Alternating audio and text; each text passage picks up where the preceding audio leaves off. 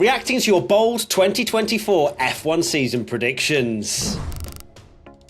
We have launched Wheel Knowledge. With Wheel Knowledge, it is essentially going to be bite-sized information videos. It's going to be animation. It's going to be, all right, if you've got a question from a race and you just want the answer, you don't want me and Tommy, oh, I love Leclerc, blah, blah, blah. If you don't want any of that and you just want the answer, that's where Wheel Knowledge comes in. So please go and subscribe to the Wheel Knowledge channel.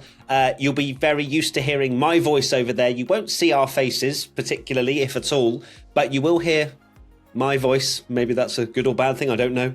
And we will be posting a lot over there as well. It's not just going to be like one video a week. We will be doing quite a lot of videos per week. So lots of information to get there. So please go and subscribe. We would really appreciate it. Let's now dive into your bold 2024 F1 predictions. First and foremost, we start with P1 Patreon member AMG Piper. Lewis Hamilton and Mercedes finally get their act together, and the title goes down to an Abu Dhabi showdown again. But instead of it being a two-driver showdown, there's four who can potentially win. I'm not going to slander AMG Piper for having wishful thinking here, but it is very bold. I know, Tommy, for a fact you're going to shut down just the fact that Lewis Hamilton and Mercedes get it together because you're the one that said that they're going to be washed again. And then four who can potentially win. Who would that four be? So if Mercedes finally get their act together, you're assuming Hamilton.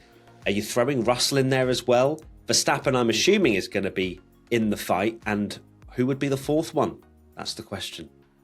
Yeah, four drivers. That is very bold. Like you said, I don't think Mercedes are going to get their act together. I think it would be they'd have to get their act together a lot, in my opinion, to be able to take the fight to match Verstappen. Of course, I would like to see it. You know, I've predicted that they wouldn't, but that's not because I want it to happen. We all loved 2021. That's because you don't want it to happen, do you mean? Did I say the opposite? Yeah, you just said it's because I don't want it to happen. It's because It's not because I don't want it to happen. I don't want my prediction to happen. I want. Oh, right, okay. I would like Mercedes to be up there because the more people fighting at the front, it's better for Formula One. 2021 was amazing, 99.9% of it, and it would be like amazing if they could challenge, but I'm not holding my breath. Formula One Daily comes in with Williams podium. Someone is on the James Vowles hype train, I see. I am also, chewing away and sort of like carriage G, carriage H of James Vowles' hype train, but I wouldn't say I'm right at the front in first class right now when it comes to Williams and what they're going to achieve. I think that they are on the up in some ways. They're getting their head around it, and I think James is a very positive impact on the team. But a Williams podium would require Monza craziness, probably. That's kind of where I see it with Williams. Yeah, definitely. The problem with these predictions, without being really pessimistic, is you need like that craziness, and the problem with it is that Formula One cars are so damn reliable now. Like it's crazy how little mechanical failures we see compared to 10, 20 years ago. Like you look at results from 20 years ago, and there's some people would at least have 4 or 5 DNFs a year. Now a lot of drivers maybe have just one like mechanical failure a year, if that. So you need that for a Williams podium, because we've said this so many times that the Alex Albon can have the race of his life, but as long as the top teams don't DNF, it's like 2 Red Bulls, 2 Mercs, 2 Ferraris, 2 McLarens, 2 Aston Martins, and then there's no chance for even points. So podium is a big stretch. Next bold prediction from P1 Patreon member Ruben. Aston Martin will finish behind Alpine in the constructor standings, but Alonso will beat both Ocon and Gasly. So that is Stroll slander wrapped up in a bold prediction, if I've ever seen it. I don't think that's particularly crazy, to be honest. If anything, that's quite a sensible prediction, if I'm being completely honest here. The fact that Alonso beats both Ocon and Gasly in the drivers, but Stroll lets them down. I think it'll be similar for this year. I don't see Stroll closing the gap to Alonso. It felt like Lance has sort of come to his end of his motivation and everything else by the end of last year. So I can see this happening. I don't think it's too crazy. Aston Martin coming back a little bit and Alpine pushing forward. Yeah, this one is certainly a bit more of a realistic one if Aston Martin, which a lot of people do think, aren't going to improve. And based on the evidence that as soon as they tried to improve their car, it got worse, rather than just keeping it as that kind of looking very similar to that the car they had at the start of the season. It makes you think that this could be likely. And Ocon and Gasly, I think, are maybe underrated. Particularly Gasly last year was really strong and got some solid points. So, yeah, I think you're right. This is almost a bit of a Lance Stroll dig wrapped up in a prediction. Wow. How will Lance bounce back from this prediction? Let's find out. Mr. Pulse F1 comes in with 5 different teams will win a race. Obviously, if you take Red Bull out of the equation, I would take one other team winning a race this year. I am obviously hopeful that things will be closer. And a lot of people, McLaren fans, were like, Matt, how could you predict Lando Norris as world champion? Well, first and foremost, I'm not like Tommy and I like to be fun. So, I like to throw caution to the wind. In my brain, of course, I think Max Verstappen's going to win the world championship. But in my vibes, do I think? Also, yes, but I had to be different. So I think that 5, if you'd said 3, that still could have passed as a bold prediction.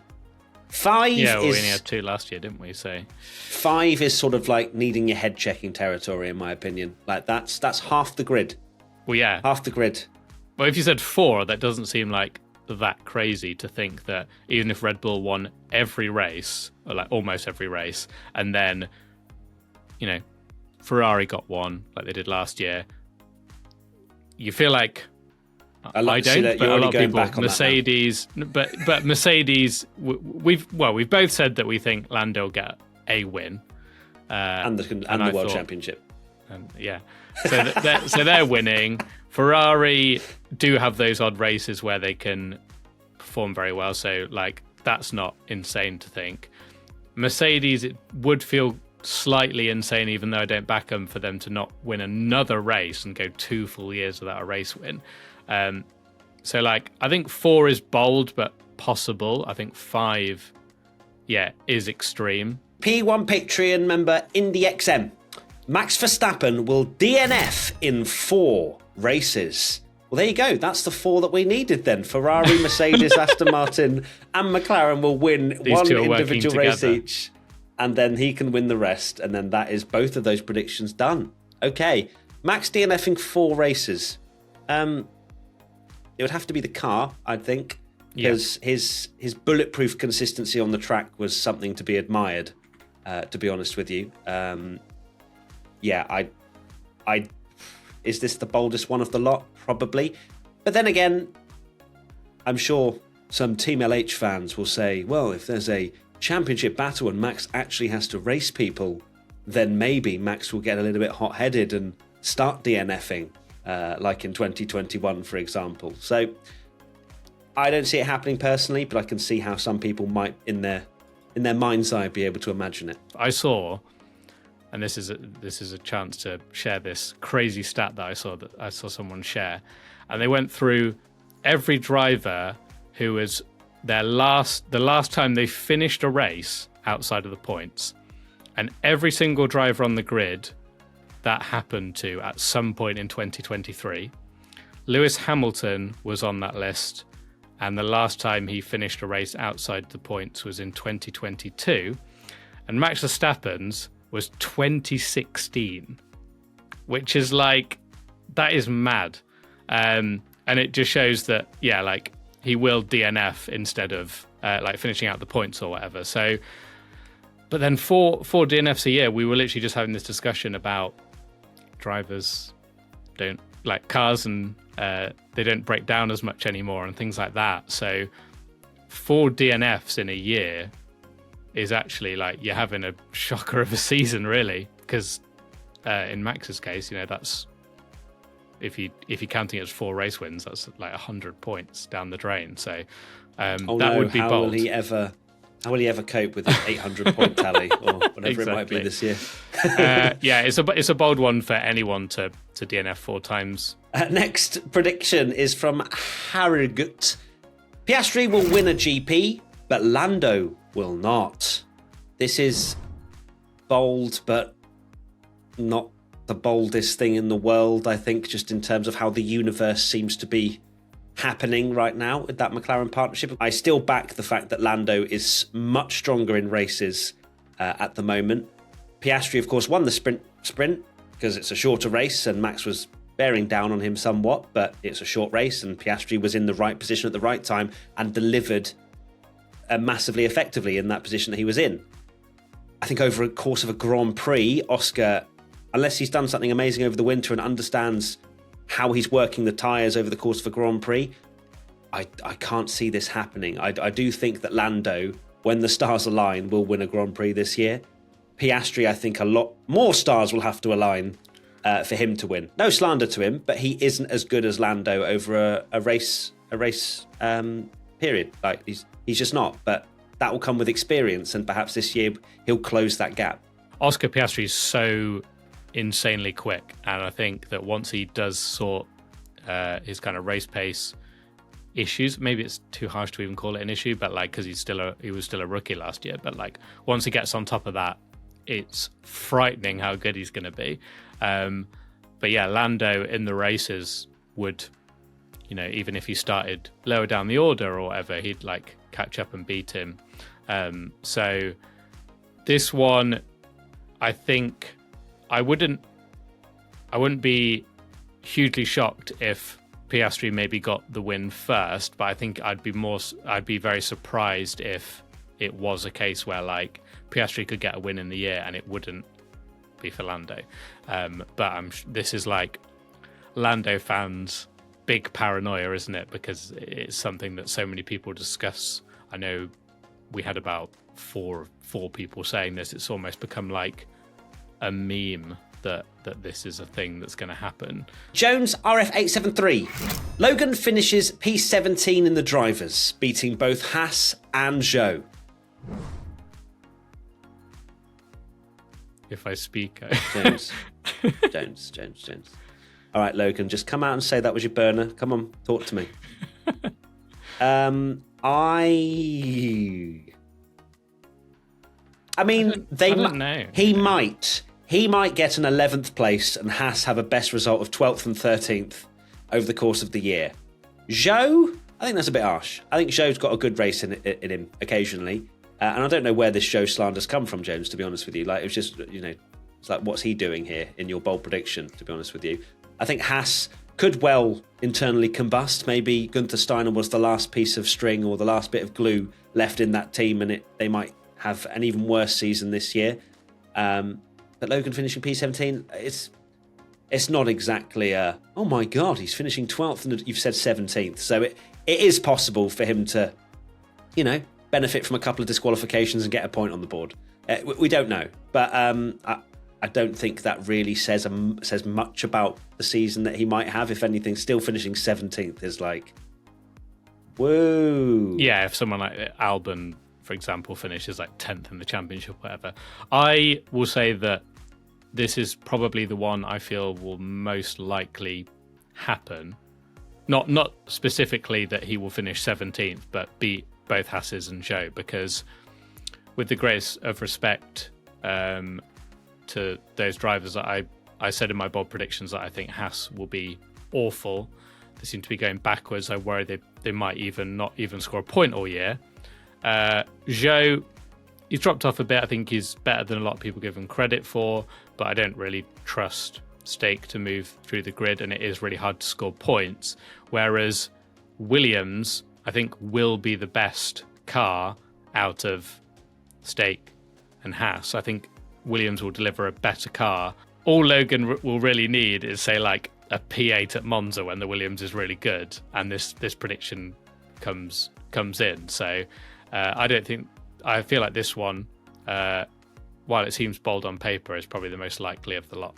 And finally, F1 Allo 170195 comes in with McLaren finishing behind Alpine, VCarb, and Aston in the Constructors' Championship. I think this is absolute BS. This might be the worst of the lot, F1 Allo. I'm so sorry.